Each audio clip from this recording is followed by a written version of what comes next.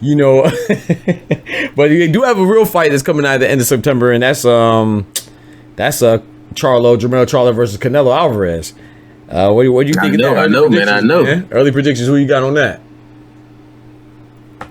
I'm a Canelo fan, man. I don't see. I think when he bring it, he tough to beat. I think. I said all the time. I think his best test was when he fought Floyd Mayweather at such a young age. That shit changed. I think that changed him in the ring. Like he hard to beat now. I think he's really hard to beat when he bring it. Like I think last couple fights, he just didn't really look like himself. So if he looked like that, he might get his ass knocked out. But right, I got faith in those sentiment. You know what I'm saying? I like his fight, definitely. It's an old Canelo Alvarez sentiment, man. I have faith in it too, but you know, there was a little thing that he said during the interview with the Breakfast Club. He was like, he doesn't really like boxing, and Charlo. No, Canelo was saying that. Canelo was saying that he don't like boxing. Yeah. When he was doing the interview about Charlo, yeah, my bad. Yeah, about Charlo, right? In regards to Charlo in the Breakfast Club interview, and I feel like people are looking a little too deep into it. Like I do think that that's a little alarming because you have a big title fight coming up. But I would say this too, you know, like there's a lot of stuff that people do that they might not necessarily like.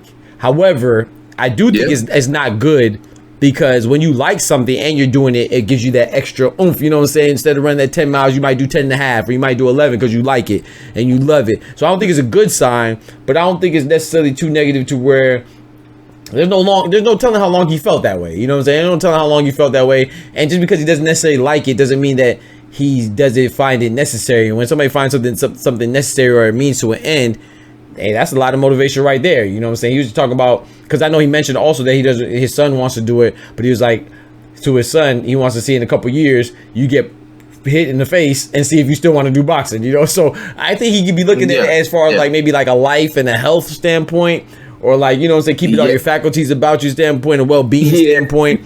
Not necessarily that he doesn't love the game like that, but he's just not infatuated to the point where it's boxing or nothing else. Like maybe he's just saying that like he's embracing other aspects and you know, avenues of life. So I don't think it's necessarily bad.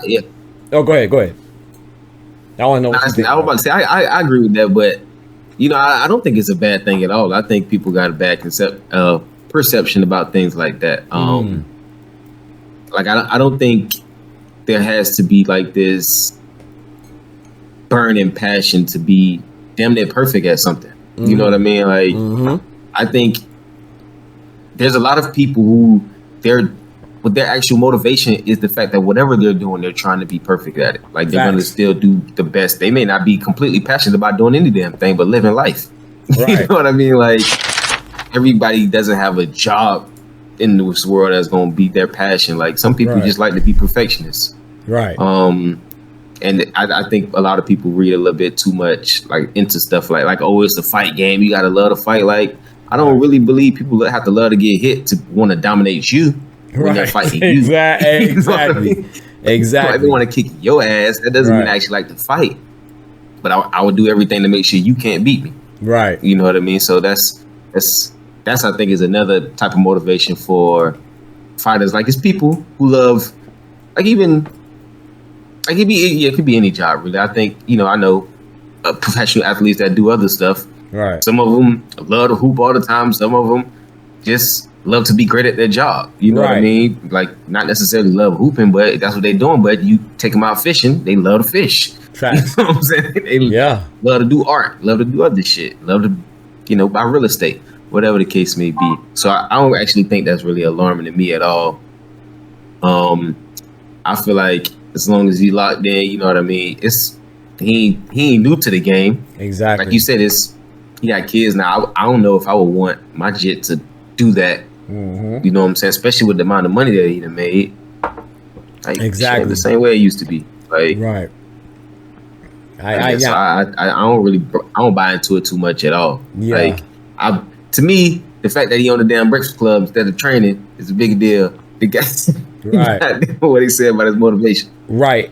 And I think so because only why I think it's something to talk about. You know, of course, you know, when everything's slow, people want to harp on things and focus on certain things and, you know, to make a bigger deal of what it is. But I will say though that if, let's say, Jermell Charlo, who's about to fight his opposition, if he's all about boxing, he likes it, he loves it, he sees it as a necessary means to an end, all the things that Canelo does, in addition to that, he also loves it and likes it, then I do think that, you know, common sense will kind of lean towards that person. However, in this particular outfit, Canelo is a more seasoned fighter, like you already mentioned. He's been through more wars. He's been fighting more notable fighters. He moved up. He moved down. He went in between. You know what I'm saying?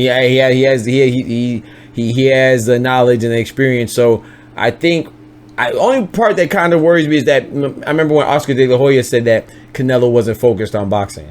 You know, now granted, you know, we know Oscar he seems like he's a control freak as well. You know, he likes to make sure that he has all his fighters in the stable doing what he wants, but at the same time there might be a little bit of truth to that as well.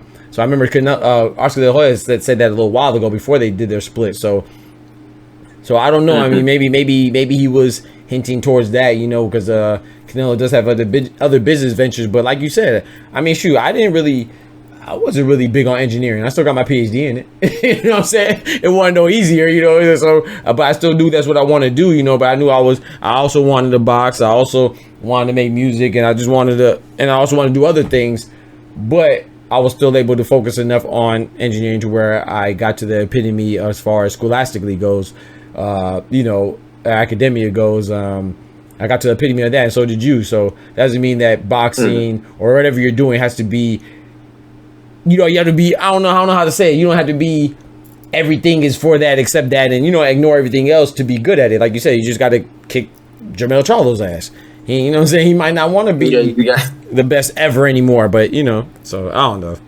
I think you made a good point. But that's the thing. Like, I don't, that's what I mean. Like, I don't know if you have to necessarily love something to still want to be the best at it because you do it. That's kind of what I mean. Like, you know what I'm saying? Like, I do think he still want to be the best at it. Honestly, I don't think anything has changed. I think he would admit his last two fights didn't go the way that he wanted them to.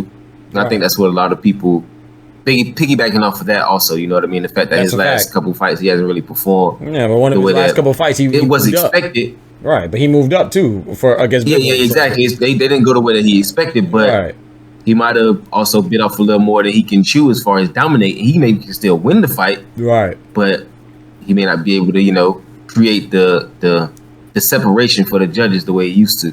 From the hood to college, both worlds they had to meet. 6 degrees between us, so cold we're about to freeze. But we're Florida boys, hot takes, we bring the heat. We're moving the culture, the engineers to the streets.